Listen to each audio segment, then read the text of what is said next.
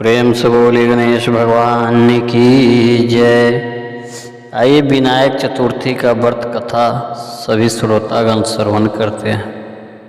पौराणिक कथा के अनुसार एक बार भगवान शिव और जगत जननी माता पार्वती नर्मदा नदी के किनारे बैठकर चौपर खेल रहे थे। तभी यह सवाल खड़ा हुआ कि इस खेल में हार और जीत का फैसला कौन करेगा।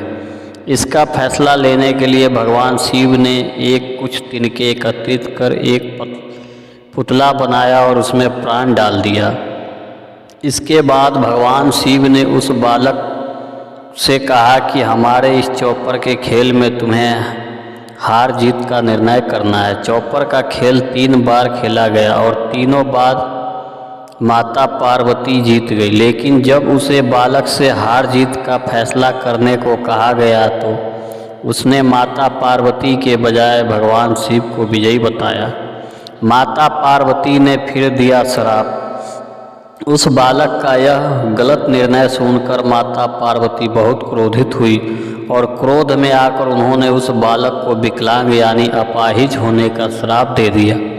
बाद में उस बालक ने अपनी गलती के लिए माता पार्वती से माफ़ी मांगी और कहा, यह मुझसे भूलवश हो गया है, माता कृपया आप इस श्राप को वापस ले लीजिए।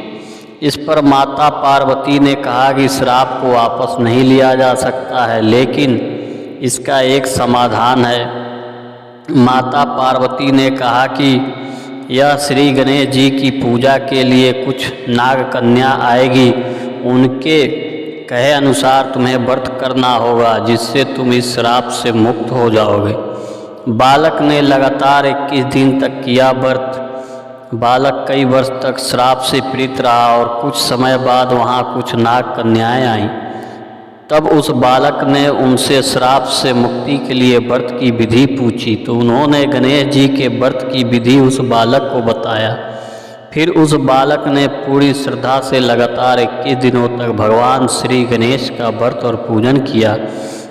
उस बालक की श्रद्धा देखकर भगवान गणेश प्रसन्न हुए और उस बालक से वरदान मांगने को कहा। बालक ने भगवान गणेश से प्रार्थना की और कहा कि हे विनायक, मुझे इतने शक्ति दे कि मैं अपने पैरों से चलकर कैलाश पर्वत पर जा सकूं और इस श्राप से मुक्त हो जाऊं।